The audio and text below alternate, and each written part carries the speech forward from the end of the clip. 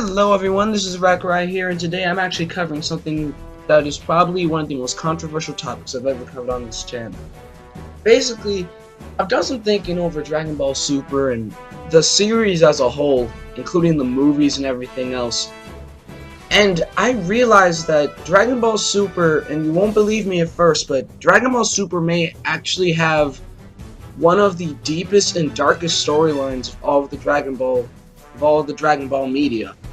And I know that sounds ridiculous because Dragon Ball Super is presented in such a way that it's not really expounded upon in terms of any sort of darker or deeper themes to it. You hear the Sumitomo music where it's like da, da, da, da, da, da, da, and you immediately think like this is gonna be a happy, amazing anime, and it is a happy and amazing anime just in my eyes, but there's a lot more depth to it that I feel as though like Toei is trying their best to almost keep this subplot out of it, and it sometimes permeates through between the lines sometimes, and if we read between those things we can actually see that Dragon Ball Super may actually have a very deep storyline. So I just want to go into that today if I can implore you guys to just believe me for a few minutes.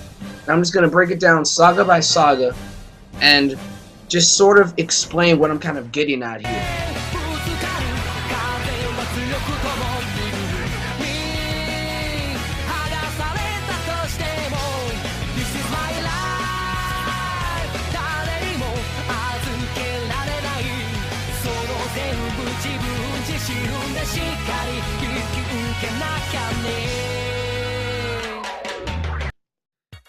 Now, Dragon Ball Super, what I'm seeing from it is there's a deeper conflict going on here, and it's not just the conflict of Goku versus Beerus. It's not just Universe 6 versus Universe 7. It's not just Goku versus Frieza. It's not just Goku versus Goku Black. It's more than that.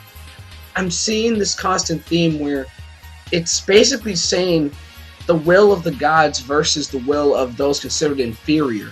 But what I'm seeing in Dragon Ball Super is that there's this constant struggle from all the main characters, the supporting cast, all these other people throughout the show, basically challenging like whose will is more important. Is there something that we can do to basically stop our own fate that the gods have bestowed upon us? And the reason that I say, and again, I know it sounds ridiculous, but again, I'm just going to break this down saga by saga. The Battle of Gods arc, and it got even more explored when it was remade in Dragon Ball Super, even more than the movie. The Battle of Gods arc, simple story, but then you see like even the most petty things that Beerus wants, like for example Pudding. When he doesn't get those things, it basically makes him feel as though he has the right to do whatever he feels at that point is best to basically bestow his will. And you see all the supporting characters and all these other people throughout Dragon Ball Super basically trying to conflict this and combat it and see if there's something that they can do to try and basically beat this will that Beerus has basically tried to forcefully bestow upon them. Like, if we see, like, in the show, you see Beerus wants his pudding, he doesn't get it. And this is a simple one. This isn't even beginning to go into it all that much. But then you see everyone basically trying to fight him off, and Goku having to go Super Saiyan God. But then, the way that this first became clear to me in a way was when Beerus and Goku were talking in space for a while. And Beerus, and they didn't really go into it all that much, but Beerus said,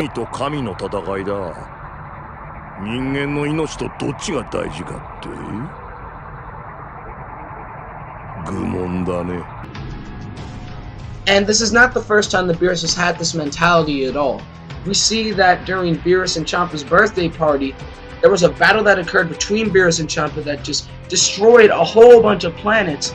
But the thing is, that's not focused upon.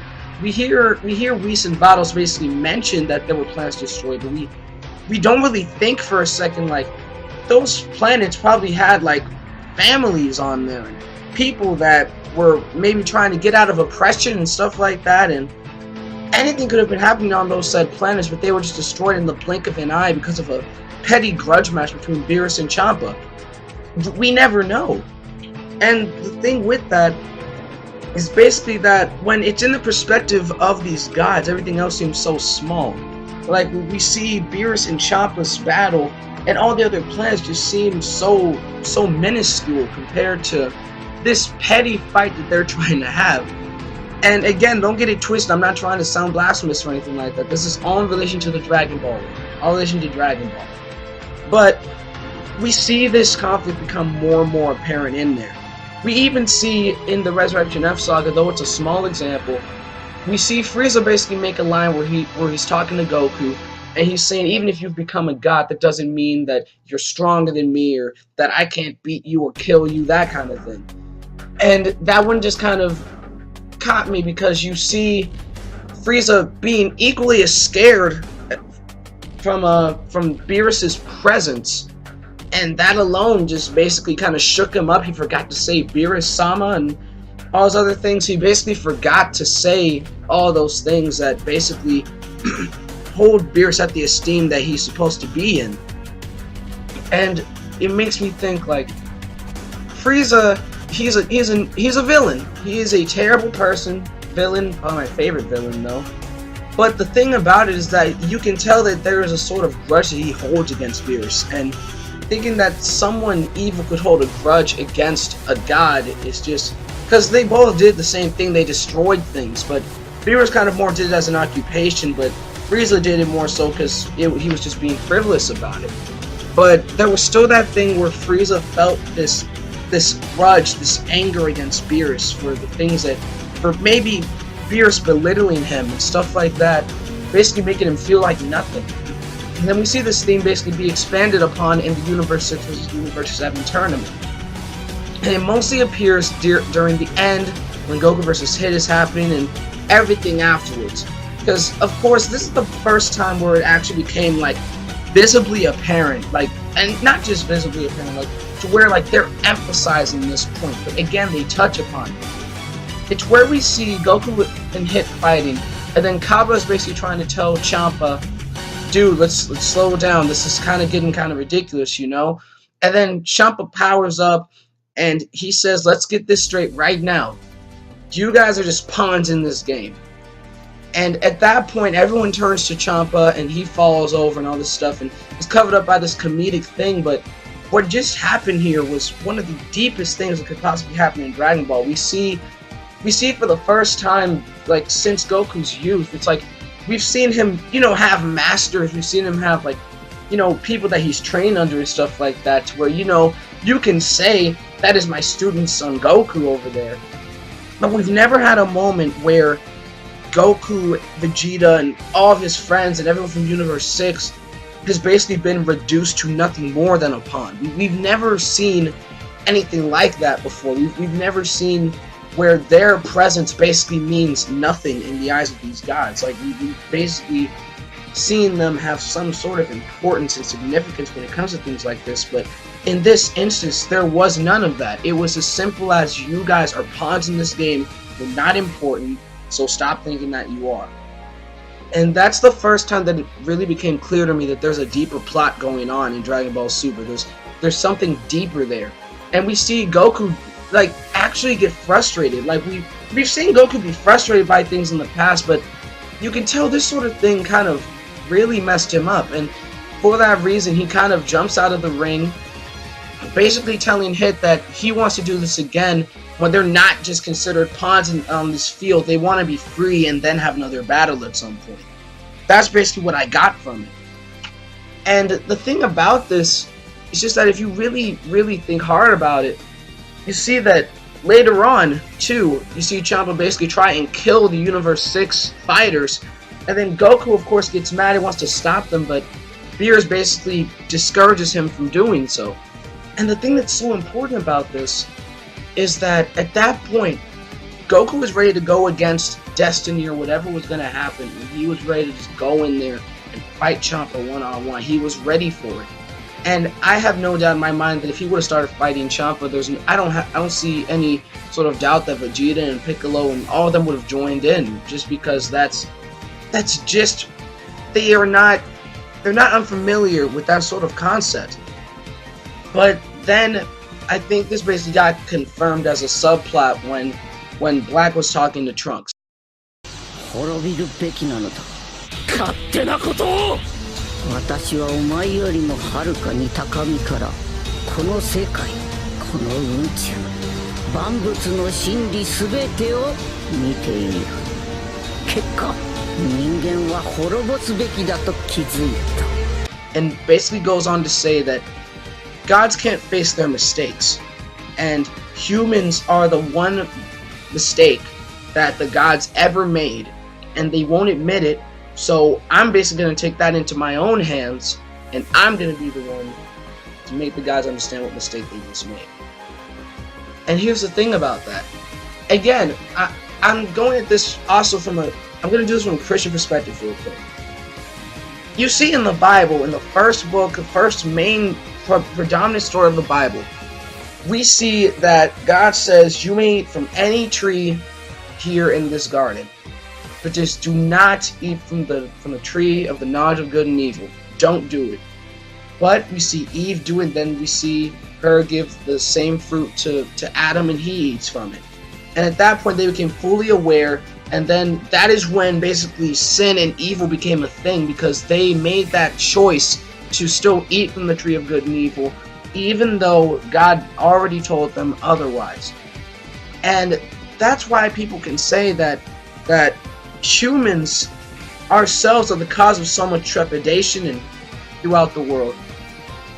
And again, no blasphemy. I'm never going to say that we were God's mistakes, something like that. We can't judge God for that. But in a Dragon Ball sense, I can see the storyline basically coming into play here. We see all the violence that basically occurs throughout the world, and we see Goku and Vegeta's perspective on things when they're fighting for the fate of the entire universe. But that doesn't mean that wars aren't still happening. They have a military, so that means wars are still happening.